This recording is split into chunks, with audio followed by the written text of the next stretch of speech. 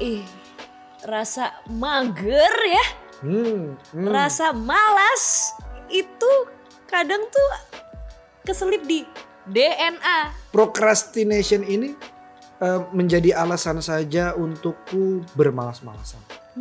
Karena it's like I don't have the time for it. I don't want to do it now sebenarnya gitu loh. It's not bukannya kita tidak ada waktu, tapi sebenarnya kita tidak mau menggunakan waktu kita untuk melakukannya. Sudah mendistinguish laziness sama procrastination sebagai dua hal yang berbeda. Ya. Perbedaan antara malas dan procrastination. So if you're not going to start, who will start for you?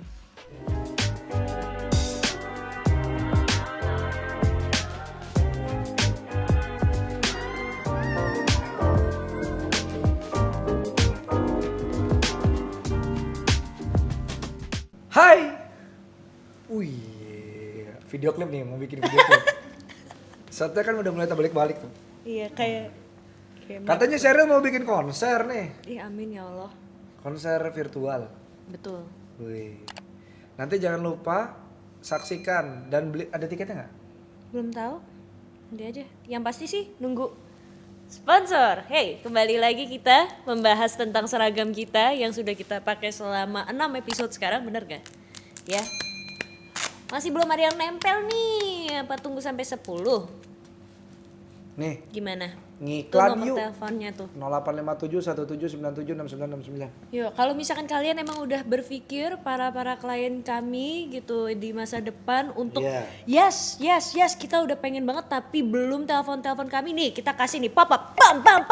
Tuh nomornya, nomor apa? Sesuai banget sama tema kita hari ini. Jangan procrastinate untuk menjadi sponsor kami. Nah, Gimana? Betul. Jangan tunda-tunda lagi. Hari Senin harga naik. Kami anti subscription. Yes. Wow. Susah nih bahasa Inggrisnya nih hari ini nih. Di Lintas Makna seperti biasa kami bahas topik yang akan kami lihat dari lintas generasi dan perspektif dari kami semua. Sebelum kita masuk membahas tentang subscription, kami akan membacakan komen dari YouTube CXO Media di Lintas Makna episode 31. Kerja untuk hidup atau hidup untuk kerja. Kalau zaman sekarang tuh hustle culture gitu ya hubungannya. Nah ini ada Joshua STD. And then I realize. And then I realize ngerasa bersalah banget waktuku dipakai buat istirahat walaupun cuma beberapa jam. Kadang merasa ada aja yang wajib dilakukan untuk bisa produktif. Tapi in the corner ujungnya confused alone atau bingung sendiri. Sekarang berusaha lebih paham kondisi lingkungan biar nggak terperangkap di lingkaran hustle yang over or negative. We have our hustle, different with each other. Oke, kita masuk langsung ke topik kita hari ini adalah Procrastination. Oke. Menunda-nunda. Menunda-nunda pekerjaan yang harusnya dilakukan. Istilahnya itu procrastination. Ya. Sheryl, apakah kamu termasuk procrastination? Benar? Iya dong. Kayaknya I don't know. I'm not gonna speak for everyone, tapi aku bisa banget bilang kalau aku adalah seorang procrastinator. Karena I'm a millennial, enggak itu kan jawabannya. karena memang aku ngerasa kayak rasa mager ya. Rasa malas itu kadang tuh keselip di DNA.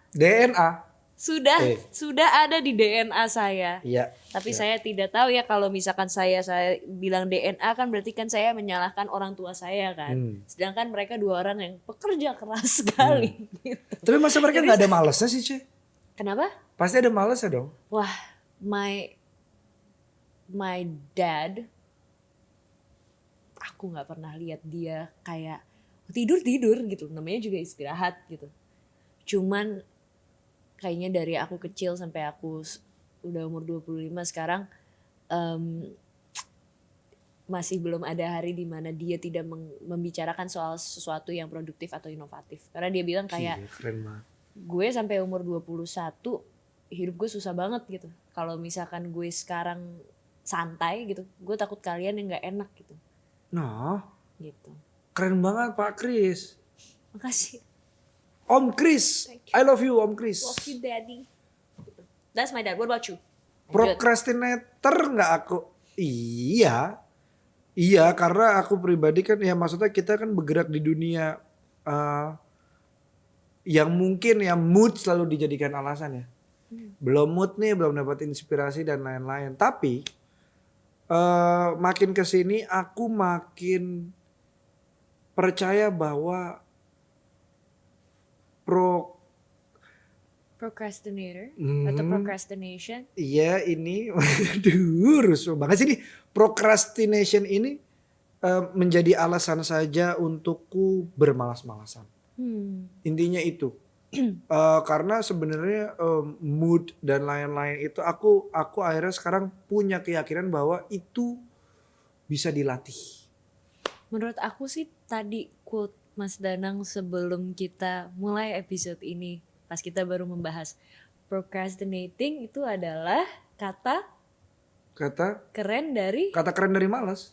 Iya. Iya. Itu I agree with you in a way. Malas intinya gitu. Ya nunda kan gitu. Yeah. Nah, tapi procrastination ini pertama kali dipopulerkan oleh Brown dan Holzman dalam buku Survey of Study Habits and Attitude manual pada tahun 1967 dan didefinisikan sebagai kecenderungan menunda-nunda penyelesaian suatu tugas atau pekerjaan. Melansir dari Oxford Dictionary, procrastination merupakan sebuah tindakan menunda sesuatu yang seharusnya dilakukan. Contoh, kamu perlu menyelesaikan sebuah pekerjaan tapi akhirnya membuang-buang waktu untuk menonton film. Ya pokoknya kamu menunda-nunda dan mengalihkan apa yang harus kamu lakukan itu ke hal lain. Kenapa aku bilang kami berdua, aku terutama adalah seorang aku berusaha untuk tidak menjadi lagi procrastinator karena percuma lagi kalau aku.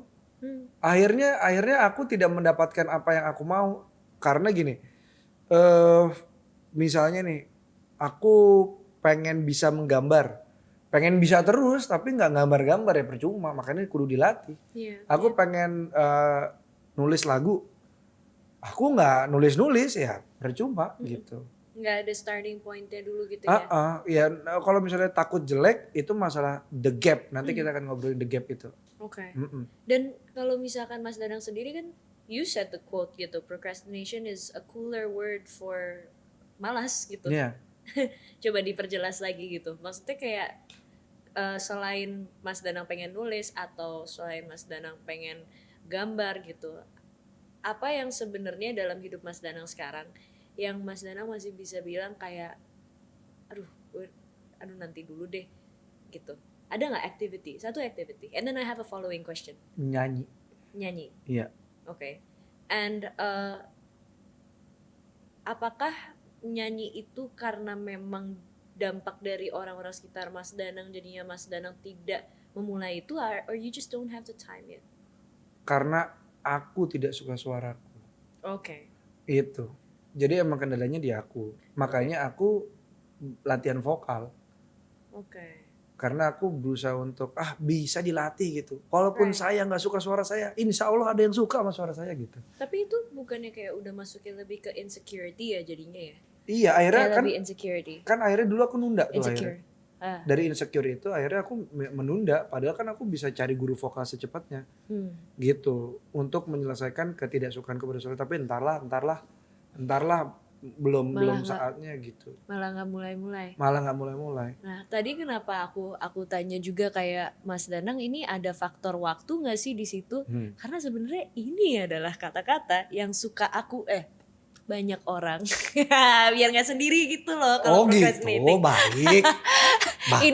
Ini adalah kata-kata yang aku suka pakai untuk reasoning sama diri aku sendiri bahwa aku memang tidak bisa melakukannya sekarang gitu. Ini menarik, ini menarik. Kita Apa? procrastinating karena it's like I don't have the time for it. I don't want to do it now sebenarnya gitu loh. It's not, bukannya kita tidak ada waktu, tapi sebenarnya kita tidak mau menggunakan waktu kita untuk melakukannya aja gitu. Setuju karena mungkin bukan prioritas aja sih. Tidak dipaksakan juga untuk menjadi prioritas gitu. If you're not going to start, who will start for you? So start now. Yes. Menurut pertanyaannya Sheryl tadi, procrastination dan rasa malas ini, kenapa aku bilang procrastination adalah bahasa keren? Karena satu, nyebutnya susah. Yang kedua, keren banget, procrastination. Keren kan? Pada malas gitu kan. Daripada mager? Iya mager gitu. Tapi intinya induknya malas. Apapun. Kalau mungkin procrastination alasannya beda atau tujuannya beda gitu. Tapi intinya induknya malas. Tapi kenapa harus ada dua kata yang berbeda ya menurut Mas Danang? Mungkin lebih spesifik kali. Kayak lazy and procrastination. What is the significant difference between the two words selain cara nyebutnya?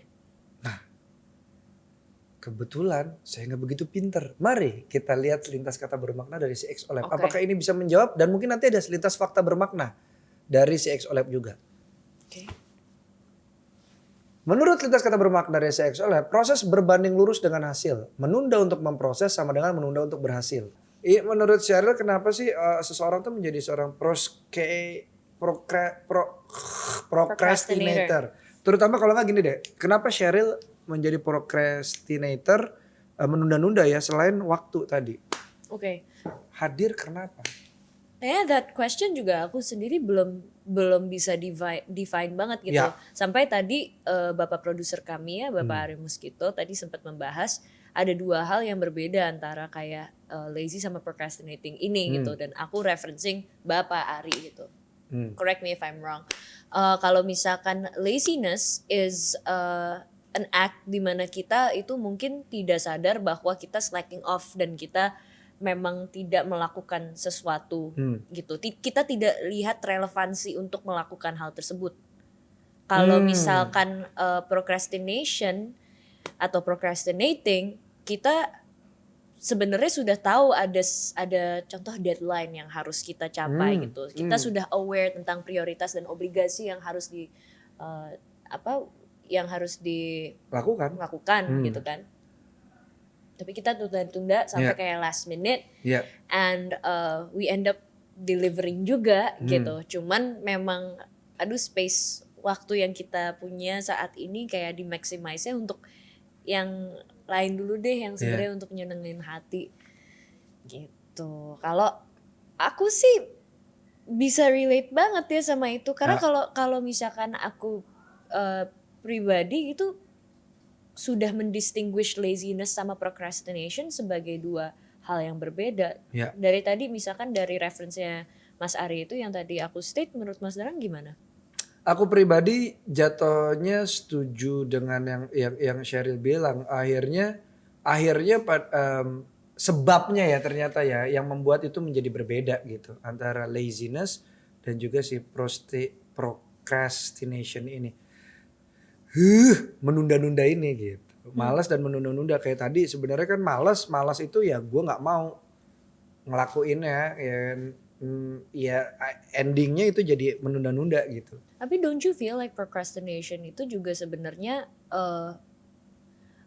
kayak bibit-bibitnya akar mulanya itu tuh beda-beda ya kan? Iya betul. Ada menunda-nunda, ada yang males aja. Gitu. Nah tapi ini nih, beda sih artinya? Nah ini nih makanya nih kalau menurut gue pribadi menunda-nunda dan menunda tuh beda loh. Kayak menunda tuh kayak bukan prioritas, tapi menunda-nunda jatuhnya lalai aja sih. Kalau menunda tuh kayaknya tuh banyak pertimbangan. Kayak tadi Sheryl bilang, ya gue nggak bisa ngelakuin ini karena nggak ada waktu. Itu kan berarti kan masalah prioritas. Kalau misalnya menunda-nunda jangan-jangan gini, ayo kerjain, ntar belum ada inspirasi atau belum ada mood atau aku belum mau. Kalau malas, kerjain dong. Enggak, itu nggak ada alasan mungkin ya. Nah, daripada kita tebak-tebak buah manggis.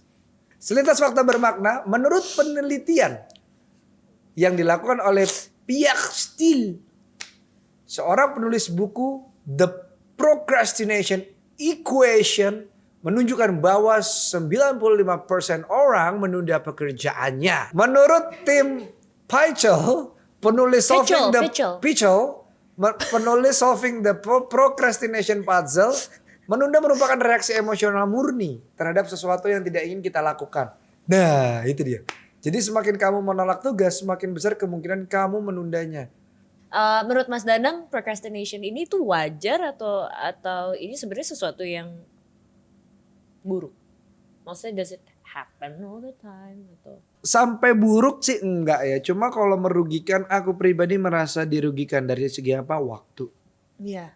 Exactly. Iya kan? Ya kalau misalkan di sini tuh it's very debatable gitu karena kalau aku pribadi masih gimana ya, selama aku masih bisa deliver ya aku alhamdulillah aja deh gitu. Karena ketika aku nantinya amit-amit gitu tidak ada yang bisa dikerjakan, aku bangun, aku tidur, itu pasti the first and the last thing in my mind is how lazy I am. And I hate feeling that way. I hate feeling like I'm not needed in anything or not good for anything. Gitu. So I get hard on myself. But so I don't consider myself I don't consider myself lazy. I consider myself as a procrastinator because gila aku cepet banget distracted. Ini poin yang sangat penting sebenarnya dalam segi procrastination gitu, karena ketika kita distracted sama sesuatu yang kayak lebih flashy atau kayak lebih loud atau seru gitu, aku tuh kayak bisa ya kayak oh ya aku ada deadline ini harus kumpulin 5 menit lagi, my puppy gitu. Dan aku cepet banget gitu sehingga kesana. Makanya yuk mari kita coba telan mentah-mentah kata-kata dari selintas kata bermakna. Siapa tahu ini bisa aku bisa melihat ada pencerahan gitu di kalimat ini. Coba Mas Danang dong yang ngomong. Kamu tidak akan pernah tahu kapan waktu yang tepat. Pada akhirnya yang kamu tahu hanyalah penyesalan. Maka lakukanlah sekarang. Itu setuju sih. This is a great motivation. Dan menurut aku sih kayak di manifest penting banget ya kata-kata itu. Penting. Nggak tahu ya. Ini definisiku aja ya. Aku akhirnya bisa membedakan justru antara disiplin dan rutin. Itu.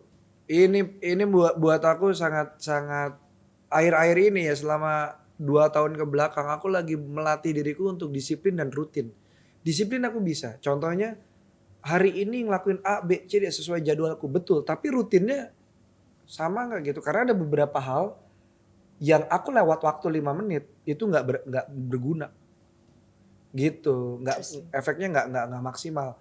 Makanya kayak susah sekali ya untuk rutin ya. Sementara Pak Bruce Lee bilang saya lebih takut sama orang yang latihan pukulan 1 kali 1000 hari daripada 1000 kali 1 hari. Gitu.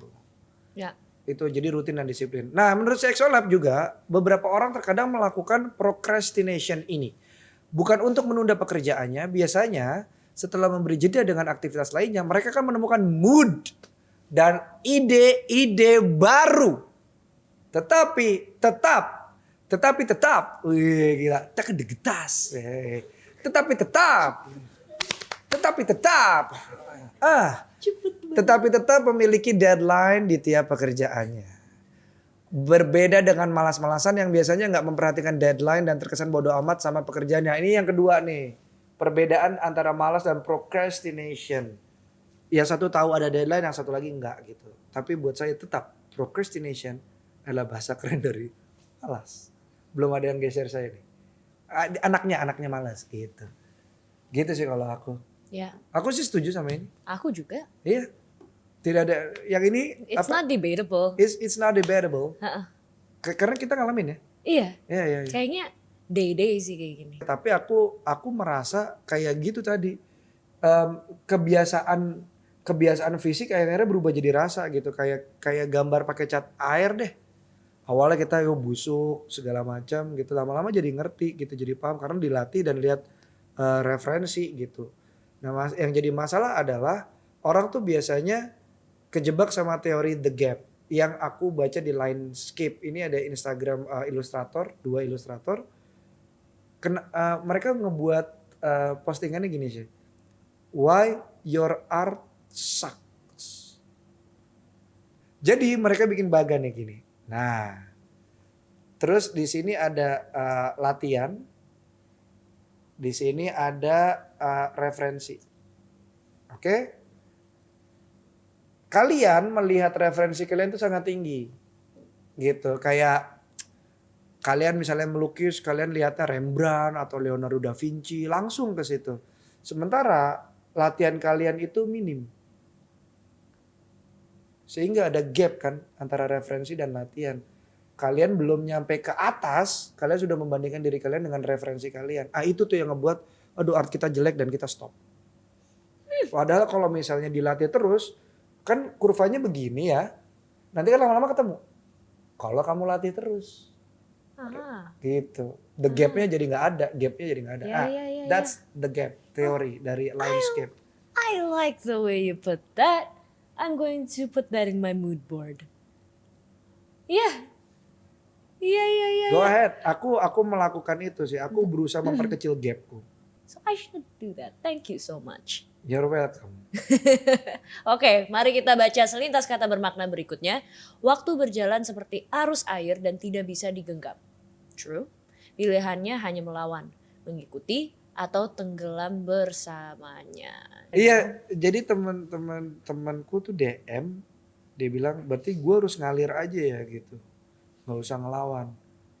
Nah, aku tuh agak-agak kurang setuju lagi sama ngalir aja gitu. Pada akhirnya air ngalir ke bawah, gitu. Nah, maksudku gimana ya? Gimana caranya ngalir tapi nggak hanyut. Jadi pas begitu ke bawah ya kita nggak ikut ke bawah. Atau pas ke bawah emang harus ke bawah ya nggak sakit karena kita nggak hanyut gitu. Kita sadar gitu kita ngikutin arusnya. Nggak mesti ngelawan terlalu keras, nggak mesti hanyut gitu. Gitu. Nah itu tuh aku bilang gitu ke temanku supaya apa? Supaya jangan memaklumkan gitu. Udahlah kan ya udah. Nggak ada usahanya dulu gitu kayak udah gitu. Gitu. Nah, ngobrolin soal jadi satu quotes. Gimana tuh Mas Ari? Soal arus dan air. Hati-hati Mas Ari. Gue nggak tahu ini siapa. Anggap saja anonimus ya, tapi ini sering gue dengar. Nah, pendapat teman-teman gimana gitu. Tahu kenapa yang bikin ikan salmon mahal? Karena dia berenang melawan arus. Dan tahu apa yang ngikutin arus? Cuma sampah dan kotoran. Tahu kenapa ikan salmon mahal? Karena yang nangkap salmon gelut sama beruang.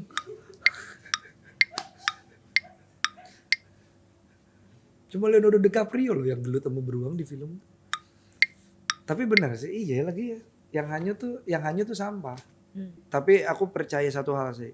Ini yang aku percaya waktu dulu aku menemukan ini saat aku lagi sedih banget dan merasa diriku sampah. Tuhan nggak pernah bikin sampah, yang bikin sampah manusia. Itu sih. Jadi kalau kamu merasa dirimu sampah, recycle lah. Kayak aku nih, aku di recycle jadi gelas. Iya. Jadi mug. Nah, Paham. ngobrolin soal procrastination, kita memang butuh jeda untuk istirahat, tapi bukan menundanya dalam jangka waktu yang lama. Jangan sampai kita lupa untuk melakukan tanggung jawab dan harus kembali fokus terhadap apa yang ingin kita raih. Ngatur fokus juga hati-hati jadi false focus ya teman-teman. Untuk bisa menghentikan perilaku procrastination yang terus-menerus menahan dan menunda kita untuk melakukan pekerjaan. Kita harus memahami dampak merugikan yang timbul apabila melakukannya. Itu dia. Melansir dari beberapa Sheryl sumber. bisa ada di sini dulu nggak? Nggak usah ada di studio ya? Boleh ya?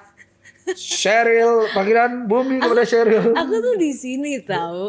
Aku tuh cuman kayak selalu merasa lucu aja gitu kalau ada episode yang langsung kayak sucker punch gitu. Oke, melansir dari beberapa sumber berikut merupakan tips yang dapat dilakukan untuk membantu melawan procrastination. Yang pertama, make a to-do list dan skala prioritas kamu. Yep. Ini tuh bantu banget. Ya. Aku kalau misalkan udah mulai bosen sama tulis doang atau tulis tangan dan lain sebagainya, aku pakai sticky notes. Ya. So it's just more colorful. Buy pens. Do what you want to make yourself happy to do it. Yep. Or get a mood board. Yes. Put it in your room. Oke, nomor 2, tetapkan deadline untuk tugasmu. Ya. Aku itu bahkan sampai kalau di rumah, I usually have those like tech watches gitu. I use that dan itu suka vibrate kalau misalkan aku harus ada reminder kayak itu bener-bener sedetail shower, feed your pets, apa-apa gitu. Kalau misalkan aku lagi di rumah aja, I always wear it gitu. Jadi aku bisa kayak motion gitu. I think it helps. Aku juga setuju sih sama deadline tugas karena kalau aku deadline-nya adalah per waktu, menit, jam gitu. Ya, itu ngefek banget 15 menit atau apa. Dan aku malah ngerasa kayak lagi main game gitu sama keseharian aku kayak oh my god, gue harus kasih makan. Iya kan? Kura-kura gue cuma punya 30 menit. Oke, mandi dulu apa gitu. Jadi seru gitu. Nomor 3, hilangkan distraksi yang dapat mengganggu. Nah, buat teman-teman yang mungkin merantau gitu kan, I think it's tricky tuh gitu. Ya aku mungkin dari selatan ke Banten gitu ya, cuman berasa banget gitu pas udah mulai tinggal sendiri tuh yang kayak wah ini prioritas ini. Makanya have a certain time in your day where you want to prioritize what you have to do and then the rest of it do other stuff. Kayak di catalogin gitu hari kita gitu. You dedicate a time for distraction. It's okay. Ya. Itu distraksi juga harus harus dikotakin sih. Iya. Tapi memang bukan berarti kita harus avoid gitu karena kadang aku malah ngerasa my day gets lifted because I get distractions gitu. Aku selalu ngerasa kayak distraction is a good thing. Sometimes you need it. Betul, setuju. Ya, atau enggak terlalu penat gitu. Itu ini sih. Itu distraction itu sebenarnya kalau bahasa romansanya tuh adalah aku tuh butuh ruang. Aku tuh butuh me time. Itu tuh. Sebenarnya aku belajar dari salah satu mentorku ngomongnya gini. Saat orang minta kasih aku jarak dong, kasih aku ruang dong, atau I need my time gitu. Sebenarnya yang dia butuhin bukan didiemin justru. Tapi misalnya kita harus empati untuk misalnya Sheryl lagi ngerjain abis konser terus bete sama soundnya. Aku sebagai orang yang di dekat Sheryl, aku tidak akan nanya tadi kenapa soundnya, enggak, tapi makan yuk gitu. Nggak mau bete, oke, gue di sini nggak apa-apa nggak apa-apa, udah. Itu tuh ngasih dia ruang untuk merasakan emosinya sendiri gitu. Nah nanti dia mau cerita atau apa ya tinggal tangkap begitu sih. Distraksi tuh penting sih. Iya, itu dibutuhkan banget gitu. Nah, nomor 4 ini nih, to help us get through the day, carilah inspirasi. I think this is something that I have to do for my line of work karena kayak bagian-bagiannya mungkin dari nonton aja gitu kan, atau mungkin aku jalan sekitar kompleks gitu. Itu sesuatu yang harus aku bawa pulang untuk bisa generate kepala aku biar nggak ngerasa kosong gitu. Mas Danang gimana? Kalau aku melakukan hal yang kamu lakuin gitu, baca buku, udah gitu ya lihat internet. Maaf banget nih untuk beberapa orang yang chatting sama gue nggak tahu berita-berita terupdate karena gue banyak lagi nyari banyak banget inspirasi soalnya.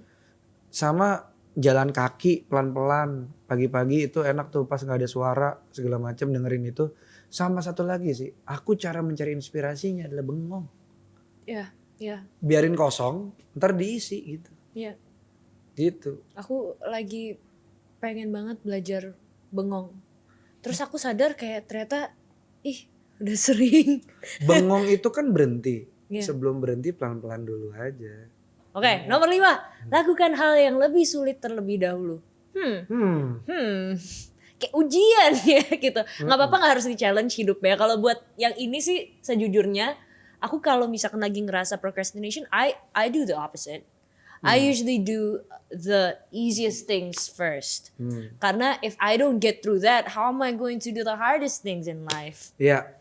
Bahkan kalau ada hal yang sulit dihadapi, aku malah melakukan distraksi dulu sih biasanya. Gitu. Malahan kayak gak ada yang kelar. Sama kayak ujian sebenarnya. Nggak tahu ya kalau mama aku selalu ngingetin aku gini gitu. Kalau kamu nggak bisa jawab tuh yang di belakang-belakang, kamu mending selesain yang awal dulu daripada nanti nggak ada yang selesai gitu. Ya udah, logik nggak sih? Nggak logik dan maksudnya kenapa Shirley jadi tumbuh jadi anak yang hebat ya itu maksudnya message-nya tuh asik. Congrats, gitu. Mom. Bagus gitu. Kalau saya sih tidak pernah dipesankan apa-apa sama ibu saya soal ujian. Jadi saya memesankan untuk diri saya sendiri. Kalau bisa kerja sama, kenapa mesti sendirian? Bener lagi. Kalau bisa suruh orang, gila. Iya. Power syndrome. Power syndrome.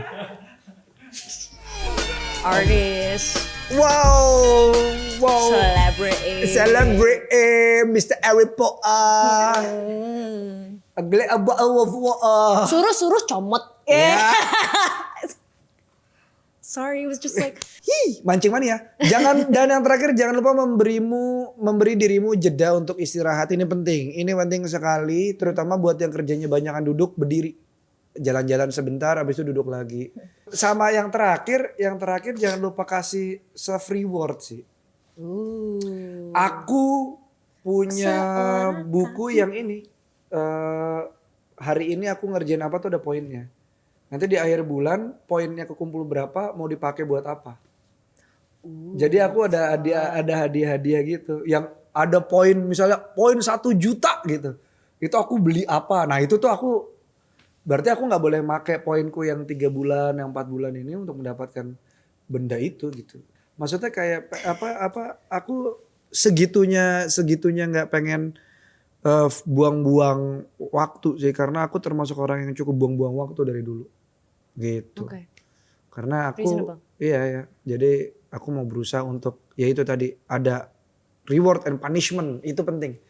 Itu penting buatku. Kalau kamu mau pakai boleh, tapi ingat kata Sheryl, jangan keras-keras lah sama diri sendiri. Gitu. Kapan aku ngomong itu? Tadi Anda ngomong, sekarang Anda lupa. Gak inget. Hah? Gak inget. Oh iya. Oke, yeah. Berarti ada konklusinya dari CXO Lab yang tadi. Kalau konklusi dari Sheryl adalah? Ya, kalau buat aku procrastination is actually very necessary gitu. Okay. Cuman kita emang harus tahu batasan kita aja. Oke. Gitu. Kalau konklusi dari aku soal procrastination atau menunda-nunda ini lebih enak lega. Itu aja sih, lebih enak lega. Iya. Oke, kalau misalkan buat aku procrastination is a way for us to unwind.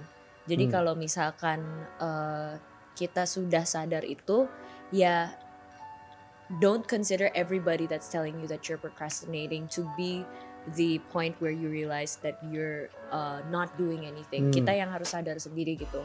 Why are we procrastinating? If you do need to procrastinate right now, maybe it's not procrastinating. Maybe you're just taking a break. Jadi jangan salah artikan procrastinating sama taking a break. Don't be so hard on yourself. Betul. Yes. Okay. Betul. Menunda dan menunda-nunda itu beda. Jadi silakan share di kolom komentar apakah menurut kamu CXO Mania mantap procrastination atau menunda-nunda hal yang wajar untuk dilakukan. Kalau kamu punya pengalaman menunda-nunda yang menarik ya silakan, karena menunda-nunda malah kamu dapat apa gitu ya. Tolong dibedakan yang tadi Sheryl bilang apa tadi, procrastination dengan laziness dan juga procrastination dengan menunggu yang akan. Tadi apa sih Erwin ngomong? Oh, Iya, dan juga procrastination dengan take a break, tolong dipisahkan gitu. Jangan dijadikan jangan dicampur-campur, jangan diaduk-aduk semuanya, nanti binun gitu. Iya benar, bingung. Oke, saksikan terus Lintas Makna dengan topik-topik lainnya setiap hari Selasa jam 6 sore. Dan jangan lupa untuk dengerin Lintas Makna di Spotify dan Apple Podcast. We're done today. Now I'm just gonna slack off. Wah gila, dia asik banget lagi. Coba gue orang. It's done today. It's time for. Kok aku jadi kayak setelah di repeat, now I feel like shit. No, you're so cool. I feel like Alright, shit. bye.